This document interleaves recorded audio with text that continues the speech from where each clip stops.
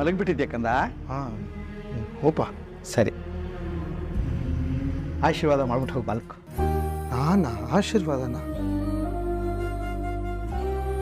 ಆಶೀರ್ವಾದ ಮಾಡೋಷ್ಟೆಲ್ಲ ದೊಡ್ಡವನಲ್ಲಪ್ಪ ನಾನು.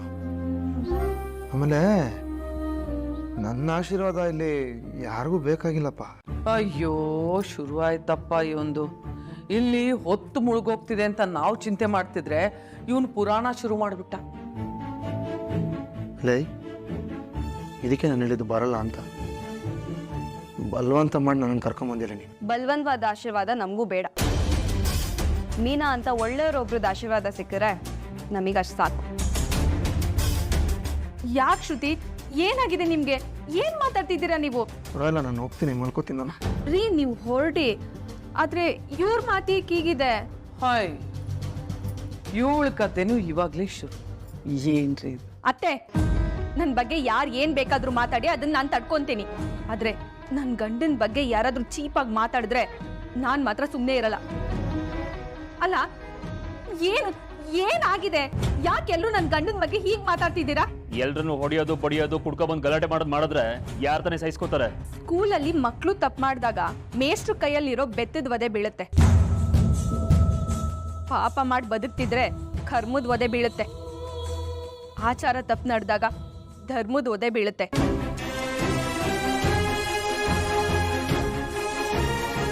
ಅಕಸ್ಮಾತ್ ವಧೆ ಕೊಡೋರೇ ಇಲ್ಲ ಅಂದ್ರೆ ತಪ್ಪಿಸ್ಕೊಂತಾನೆ ಇರುತ್ತೆ. ನಿಮ್ಗೆ ಒದೆ ಬಿತ್ತು, ರೇಗಾಡ್ತಾರೆ, ಕೂಗಾಡ್ತಾರೆ ಅಂತ ಹೇಳ್ತಿದ್ದೀರಲ್ಲ, ಸುಮ್ನೆ ಹೊಡೆದ್ರ ಇವ್ರು ನಿಮ್ಗೆ? ಹೋಗ್ಲಿ ಬೇಡ ನೀನು. ಇಲ್ಲ ರೀ, ನಾನು ಇಲ್ಲಿ ಯಾರಿಗೂ ಏನು ಹೇಳ್ತಿಲ್ಲ. ಆದ್ರೆ ನಿಮ್ ಬಗ್ಗೆ ಏನು ಮಾತಾಡ್ಬೇಡಿ ಅಂತ ಕೈ ಮುಗ್ದು ಕೇಳ್ಕೊಂತಿದ್ದೀನಿ. ಹತ್ರದಲ್ಲಿ ಆಸ್ಪತ್ರೆ ಇದೆಯಾ? ಕಷ್ಟ ಅಂದಾಗ ಅಕ್ಕಪಕ್ಕದವರು ಆಗೋ ಜಾಗ ಇದೆಯಾ? ರೌಡಿಗಳಿರೋ ಊರು, ಹತ್ರದಲ್ಲೇ ಪೊಲೀಸ್ ಸ್ಟೇಷನ್ ಇದೆಯಾ ಅಂತ ಎಲ್ಲ ಯೋಚನೆ ಮಾಡೋ ನೀವು ಮನೇಲೇ ಇರೋ ಕಾವಲ್ಗಾರನ ಬಗ್ಗೆ ಚಿಂತೆ ಇರಲ್ಲ. ನೀವೆಲ್ಲರೂ ತಪ್ಪು ಮಾಡೋದು ತಪ್ಪಲ್ಲ, ನೀವು ಮಾಡಿರೋ ತಪ್ಪು ತಪ್ಪು ಅನ್ನೋ ನನ್ನ ಗಂಡ ನಿಮ್ ಎಲ್ರೂ ದೃಷ್ಟಿಲೂ ತಪ್ಪಿತಸ್ತ ಅಲ್ವಾ? ಬೇಡ, ದಯವಿಟ್ಟು ನಿಮ್ ಎಲ್ರಿಗೂ ಕೈ ಮುಗಿದು ಕೇಳ್ಕೊಂತೀನಿ. ದಯವಿಟ್ಟು ನನ್ನ ಗಂಡಂಗೆ ಯಾರು ಏನು ಹೇಳ್ಬೇಡಿ.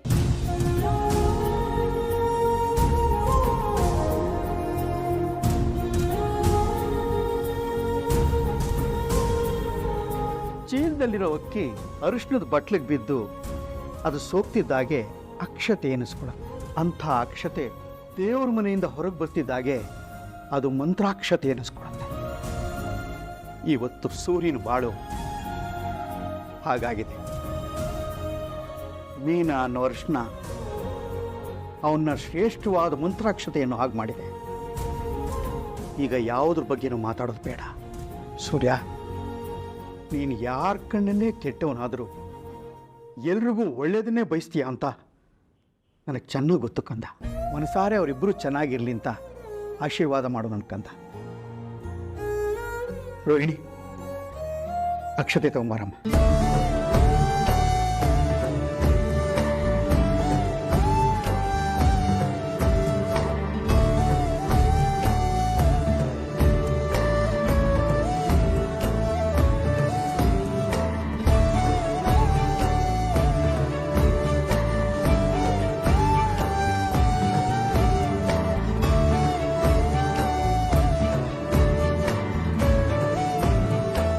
ಶ್ರುತಿ, ರವಿ, ಬನ್ನಿ.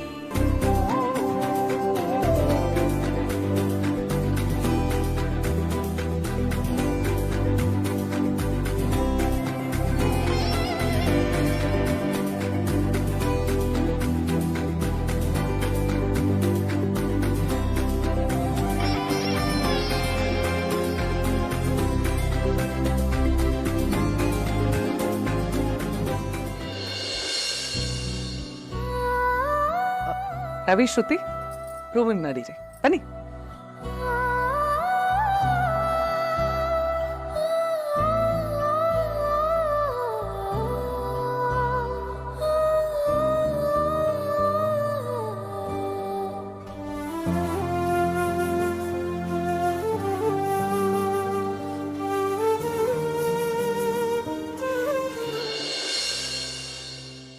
ಮಲ್ಲಿಗೆ ಮಲ್ಲಿಗೆ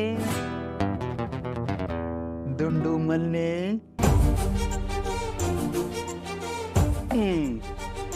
ನನ್ನಲ್ಲಿ ಕೆಂಪು ಕಸ್ತೂರಿ ಬಿರೋ ಹೂವ ಮಾಲೆ. ರೋಹಿಣಿ, ನೀನು ಇಷ್ಟು ಮುದ್ದ ಕಾಣಿಸ್ತಿದ್ಯಾ ಗೊತ್ತಾ? ಈ ರೂಮಲ್ಲಿ ಡೆಕೋರೇಷನ್ ಒಂದಿಲ್ಲ ಅಷ್ಟೇ. ಸದಾಶಿವಂಗೆ ಅದೇ ಧ್ಯಾನ ಅಂತ. ಅಯ್ಯೋ, ಸದಾಶಿವ ಯಾರು? ಗಾದೆ ರೀ. ಈಗ ಗಾದೆ ಬೇಡ, ನನ್ನ ಬಾಧೆ ಅರ್ಥ ಮಾಡ್ಕೋ ಪ್ಲೀಸ್. ಮನೋಜ್, ನಿನ್ ಬಾಧೆ ಅಲ್ಲ ಈಗ ಮುಖ್ಯವಾಗಿರೋದು. ಮನೇಲಿ ನಡೀತಾ ಇರೋ ವಿಷಯಗಳು ಮುಖ್ಯ. ವಿಷಯಗಳ ಏನಾಗ್ತಿದೆ?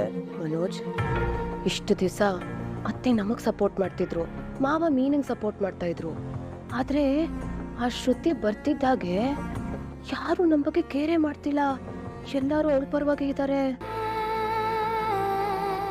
ಹೀಗೆ ಆದ್ರೆ ನಾವು ತುಂಬಾ ಚೀಪ್ ಆಗ್ಬಿಡ್ತೀವಿ. ಹಂಗೆಲ್ಲ ಏನಿಲ್ಲ. ರೋಹಿಣಿ, ಅಮ್ಮಂಗೆ ನಿನ್ನ ಬಗ್ಗೆ ತುಂಬಾ ಚೆನ್ನಾಗಿ ಗೊತ್ತಿದೆ. ಅಮ್ಮಂಗೆ ನಿನ್ನ ಮೇಲೆ ಮುಂಚೆ ಎಷ್ಟು ಪ್ರೀತಿ ಇತ್ತೋ ಈಗಲೂ ಅಷ್ಟೇ ಪ್ರೀತಿ ಇದೆ. ಓ, ನೀನು ಮಲೇಷ್ಯಾದವಳು. ಒಂದು ಸಲ ನಿಮ್ಮಪ್ಪ ಮಲೇಷ್ಯಾದಿಂದ ಈ ಮನೆ ಬಂದ್ಬಿಟ್ರೆ ಸಾಕು, ಈ ಅನಂತ ಪದ್ಮನಾಭ ದೇವಸ್ಥಾನದಲ್ಲಿ ಎದಿ ಸಿಕ್ಕ ಹಾಗೆ ಈ ಮನೆ ರಾತ್ರಿ ಫುಲ್ ಚೇಂಜ್ ಆಗ್ಬಿಡುತ್ತೆ. ಆ ದಿನಕ್ಕೋಸ್ಕರ ಕಾಯ್ತಾ ಇದ್ದೀನಿ. ಕಾಯ್ತಾ ಇರ್ಬೇಕಾಗತ್ತೆ. ರೋಹಿಣಿ, ಏನೋ ಟೋನ್ ಚೇಂಜ್ ಆಯ್ತು? ಅಲ್ಲ ಮನೋಜ್, ನಾವ್ ಆ ದಿನಕ್ಕೋಸ್ಕರ ಕಾಯ್ತಾ ಇರೋದಕ್ಕಾಗತ್ತಾ? ನಾವ್ ಜೀವನದಲ್ಲಿ ಚೆನ್ನಾಗಿರ್ಬೇಕಲ್ವಾ?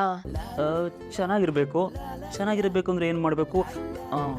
ರೊಮ್ಯಾನ್ಸ್ ಮಾಡ್ಬೇಕು. ಓ ಮನೋಜ್, ನಾನು ಹೇಳೋದ್ ಕೇಳಿ. ಹೇಳಿ ಮನೋಜ್, ಏನ್ ಗೊತ್ತಾ, ಈಗ ಸೂರ್ಯನ್ ಕಂಡ್ರೆ ಯಾರಿಗೂ ಆಗೋದಿಲ್ಲ. ಅದನ್ನ ಇನ್ನೂ ಜಾಸ್ತಿ ಮಾಡ್ಬೇಕು. ನಾವು ಜಾಸ್ತಿ ಮಾಡೋದು ಏನಿಲ್ಲ ನೋಡು. ಅವ್ನು ಏನಾದ್ರು ಗಲಾಟೆ ಮಾಡಿ ಎಲ್ರ ಕಣ್ಣಲ್ಲಿ ಕೆಟ್ಟವನಾಗ್ತಾನೆ ಇರ್ತಾನೆ ಅಷ್ಟೇ. ಆದ್ರೆ ಮೀನ ಬಿಟ್ಕೊಡ್ತಾ ಇಲ್ವಲ್ಲ. ಸೊ ಸೂರ್ಯ ಮೀನಾ ಇಬ್ರು ನೋಡಿದ್ರೆ ಯಾರಿಗೂ ಆಗ್ಬಾರ್ದು. ಒಂದ್ ಕೆಲ್ಸ ಮಾಡಿ, ರವಿ ಜೊತೆ ನೀವ್ ಚೆನ್ನಾಗಿರಿ, ಶ್ರುತಿ ಜೊತೆ ನಾನ್ ಚೆನ್ನಾಗಿರ್ತೀನಿ. ಆಗ ಆಟೋಮೆಟಿಕ್ ಆಗಿ ಅತ್ತೆ ನಮ್ ಪರವಾಗಿ ನಿಲ್ತಾರೆ. ಸೂರ್ಯ ಮತ್ತೆ ಮೀನಾ ಶಾಶ್ವತವಾಗಿ ಹೊರಗಡೆನೆ ಮಲಗ್ತಾರೆ. ಅಬ್ಬಬ್ಬಬ್ಬಬ್ಬಬ್ಬ, ಎಂತ ಐಡಿಯಾ ರೋಹಿಣಿ. ಇಷ್ಟೇ ಆದ್ರೂ ಈ ಮಲೇಷಿಯನ್ ಬ್ರೀಡ್ ಅಲ್ವಾ? ಅಯ್ಯೋ, ಸಾರಿ. ಏನ್ ಮಾಡ್ತಿದ್ದೀರಾ? ಮೇಕಪ್ ಮಾಡ್ತಾ ಇದ್ದೀನಿ. ರಾತ್ರಿ ಯಾರಾದ್ರೂ ಮೇಕಪ್ ಮಾಡ್ಕೊಂಡು ಮಲ್ಕೋತಾರ? ಸುಮ್ಮನೆ ಇಡಿ ಬರೀ. ಮತ್ತೆ ಶ್ರುತಿಗೆ ಇಷ್ಟು ತನಕ ಡೆಕೋರೇಷನ್ ಮಾಡಿ ಮೇಕಪ್ ಮಾಡಿ ಕಳಿಸ್ತೆ. ಮನೋಜ್, ಹೋಗಿ ಹಾಲು ಕುಡ್ದು ಮಲ್ಕೊಳ್ಳಿ. ನೀನು ಮಲ್ಕೊಳ್ಳಿ ಅಂದೆ. ರೋಹಿಣಿ, ಏನ ಕರ್ದ? ಇಲ್ಲ, ಕರಿ ಇಲ್ವಾ? ಕರ್ದಂಗ ಆಯ್ತಲ್ಲ.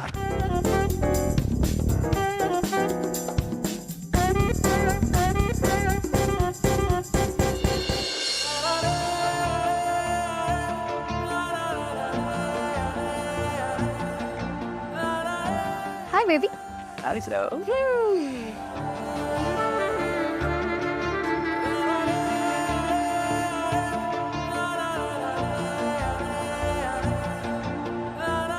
ಏನು ನೈಟ್ ಡ್ರೆಸ್ಸೇ ಹಾಕೊಂಡ್ಬಂದ್ಬಿಟ್ಟಿದ್ಯಾ? ಇದು ಕಂಫರ್ಟಬಲ್ ಆಗಿದೆ ಬೇಬಿ. ನಿಮ್ಮಮ್ಮ ಫೋರ್ಸ್ ಮಾಡಿದ್ದಕ್ಕೆ ನಾನು ಸೀರೆ ಉಟ್ಕೊಂಡಿದ್ದು. ತುಂಬಾ ಹೆವಿ ಆಗೋಯ್ತಪ್ಪ. ಇರ್ಲಿ ಬಿಡು, ನೀನ್ ಏನೇ ಹಾಕೊಂಡ್ರು ತುಂಬಾ ಚೆನ್ನಾಗಿ ಕಾಣ್ತೀಯ. ಅಂದಾಗೆ ನಿಂಗೆ ಈ ನೈಟ್ ಏನ್ ಅನ್ಸ್ತಾ ಇದೆ? ಪೂನಿ, ಯಾವ ಜಾಗದಲ್ಲಿ ಏನ್ ಕೇಳ್ತಿದ್ಯಾ? ನಾನು ಹಾಗೆಲ್ಲ ಹೇಳಿದ್ದು, ಇಷ್ಟು ದಿನ ನಾವಿಬ್ಬರೇ ಇದ್ವಿ, ಈಗ ತುಂಬು ಕುಟುಂಬ. ಎಂತ ಆಶೀರ್ವಾದ, ಎಂತ ಪ್ರೀತಿ. ಹೌದು ಬೇಬಿ, ನಾನು ಆಕ್ಚುಲಿ ಇಷ್ಟೊಂದು ಜನ ಒಂದೇ ಮನೇಲಿ ಹೇಗಿರ್ತಾರಪ್ಪ ಅಂತ ಅನ್ಕೊಂಡಿದ್ದೆ. ಬಟ್ ಈ ಬಾಂಡಿಂಗ್ ಬೇರೆ ಥರನೇ ಇದೆ. ಎಸ್ಪೆಷಲಿ ನಿಮ್ಮಪ್ಪ, ಅವ್ರ ಕ್ಯಾರೆಕ್ಟ್ರು ನಂಗೆ ತುಂಬ ಇಷ್ಟ ಆಯಿತು. ಯಾವಾಗಲೂ ಮಾತಾಡಲ್ಲ, ಮಾತಾಡಿದ್ರೆ ತೂಕ ಇರುತ್ತೆ. ಯಜಮಾನ ಅಂದರೆ ಹಾಗೆ ಇರಬೇಕು ರವಿ. ಹೌದು, ಅವ್ರು ಮೊದ್ಲಿಂದನೂ ಹಾಗೇನೆ. ನನಗಂತೂ ತುಂಬಾ ಖುಷಿ ಆಗ್ತಿದೆ ಬೇಬಿ. ರೋಹಿಣಿ ಮೀನಾ ಅಂತ ಅಕ್ಕಂದ್ರು, ಮನೋಜ್ ತರ ಭಾವ, ಅತ್ತೆ ಮಾವ ಎಲ್ರು ಸೂಪರ್ ಆಗಿದ್ದಾರೆ. ಆದ್ರೆ ಆ ಸೂರ್ಯನೇ ಬೇಜಾರು, ಸರಿ ಇಲ್ಲ ಅವನು. ಏಯ್, ಏನ್ ಏಕವಚನದಲ್ಲಿ ಮಾತಾಡ್ತಾ ಇದೀಯಾ? ಮತ್ತೆ ನಂಗೆ ಅವ್ನ್ ಕಂಡ್ರೆ ಭಯ ಏನಿಲ್ಲ. ನೀನ್ ಹೇಳ್ತಾ ಇರೋದ್ ನೋಡಿದ್ರೆ ಅವ್ನ್ ದೊಡ್ಡ ವಿಲನ್ ಅನ್ನೋ ಹಾಗೆ ಹೇಳ್ತಾ ಇದೀಯಾ? ಅಲ್ವಾ ಮತ್ತೆ? ಖಂಡಿತ ಇಲ್ಲ. ಸೂರ್ಯ ತುಂಬಾ ಒಳ್ಳೆಯವನು, ಸ್ವಲ್ಪ ಮುಂಗೋಪಿ ಅಷ್ಟೇ. ಅಷ್ಟೇ ಏನಲ್ಲ, ದೊಡ್ಡ ಕುಡ್ಕ ಬೇರೆ. ನೋಡು ಶ್ರುತಿ, ಯಾರ ಬಗ್ಗೆ ಏನಾದ್ರೂ ಕಮೆಂಟ್ ಮಾಡ್ಬೇಕಾದ್ರೆ ಅವ್ರ ಬಗ್ಗೆ ಮುಂಚೆ ತಿಳ್ಕೋಬೇಕು. ಸೂರ್ಯ ಬೆಳೆದ್ ಬಂದಿದ್ದೆ ಹಾಗೆ. ಅವನ ಜಾಗದಲ್ಲಿ ಬೇರೆ ಮಕ್ಳಿದ್ದಿದ್ರೆ ವಿಷ ಕುಡ್ದಿರೋರು. ಶಿವನಾಗಿದ್ದಕ್ಕೆ ಹೆಂಡ ಕುಡಿತಾ ಇದ್ದಾನಷ್ಟೇ. ಅದೊಂದ್ ಬಿಟ್ರೆ ಅವ್ನು ತುಂಬಾ ಒಳ್ಳೆಯವನು ಕಣ. ನೀನ್ ಎಷ್ಟೇ ಸಪೋರ್ಟ್ ಮಾಡಿದ್ರು ನನ್ಗೆ ಅವ್ನ ಕ್ಯಾರೆಕ್ಟರ್ ಒಂಚೂರು ಇಷ್ಟ ಆಗ್ಲಿಲ್ಲ. ನನ್ನ ಬಿಡು ರವಿ, ಪಾಪ ಮೀನಾ ಅವರು ಅವ್ರ ಜೀವನದಲ್ಲಿ ಎಷ್ಟು ಒದ್ದಾಟ ಆಗಿದೆ ಗೊತ್ತಾ? ಹುಟ್ಟಾಗ್ಲೂ ಬಡತನ, ಈಗ್ಲೂ ಕಷ್ಟ, ಜೊತೆಗೆ ಇಂಥ ಗಂಡ. ನೀನ್ ನೋಡ್ತಾ ಇರು, ನಾನ್ ಮೀನಾ ಅವ್ರನ್ನ ಕಾಪಾಡ್ತೀನಿ. ಅಂದ್ರೆ ಸೂರ್ಯಂಗೆ ತಕ್ಕ ಶಾಸ್ತಿ ಮಾಡ್ತೀನಿ. ಹೈ ಟೆನ್ಷನ್ ಕಂಬ ಹತ್ತಿ ಕರೆಂಟ್ ಏನ್ ಹಿಡಿಬೋದು, ಆದ್ರೆ ಸೂರ್ಯನ್ ಮುಟ್ಬಾರ್ದು. ನಾನು ಎಲೆಕ್ಟ್ರಿಷಿಯನ್ ರವಿ. ಅವ್ನ್ ಎಂತ ದೊಡ್ಡ ಕರೆಂಟ್ ಆದ್ರೂ ನಂಗೆ ಆ ಫ್ಯೂಸ್ನ ಗಿಳಕ್ ಚೆನ್ನಾಗಿ ಬರುತ್ತೆ. ಅಮ್ಮ ತಾಯಿ, ಅವ್ರು ಖುಷಿಯಾಗಿ ಆರಾಮಾಗಿ ಇದ್ದಾರೆ. ನೀನ್ ಏನೇನೋ ಅನ್ಕೊಂಡು ಏನೋ ಅನಾಹುತ ಮಾಡ್ಬೇಡ. ನೋಡೋಣ ರವಿ, ಯಾರ ವಿಷಯಕ್ಕೆ ಹೋಗಿ ಯಾರ ಅಪಾಯ ಮಾಡ್ಕೋತಾರೆ ಅಂತ. ನಾನು ಅವ್ರ ತಂಟೆಗೆ ಹೋಗಲ್ಲ, ಆಯ್ತಾ? ಆದ್ರೆ ಸೂರ್ಯ ನನ್ ತಂಟೆಗೆ ಬಂದ್ರೆ ಶ್ರುತಿ ಯಾರು ಅಂತ ತೋರ್ಸ್ಬೇಕಾಗತ್ತೆ, ಓಕೆನಾ? ಹೋಗ್ಲಿ ಬಿಡು, ಈ ಜಾಗದಲ್ಲಿ ಬರೀ ಮಾತಾಡ್ಕೊಂಡಿರೋದು ಒಳ್ಳೇದಲ್ಲ. ಮತ್ತೆ ಇನ್ನೇನ್ ಮಾಡ್ಬೇಕು? ಓಯ್ ಓಯ್ ಏನು ಏನು ಅದು? ಏನದು? ಅದೇನಂದ್ರೆ ಇದು ಖಾಸಗಿ ಕಾರ್ಯಕ್ರಮ, ಇನ್ನೇನಿಲ್ಲ.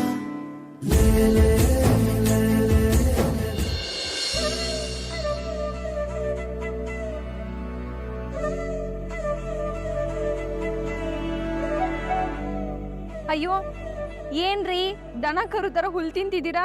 ಯಾಕೆ ತಿನ್ಬಾರ್ದಾ? ಅಲೋ, ಹುಲಿ ಇಲ್ಲೇ. ಹುಲಿ ಹುಲ್ ತಿನ್ನಲ್ಲ ಅಂತ ಗಾದೆನೇ ಇದೆ. ಸರಿ ಆಯ್ತು, ನಿನ್ ತಿನ್ಕೊಂಡ್ಬಿಡ್ಲ ಹಂಗಂದ್ರೆ.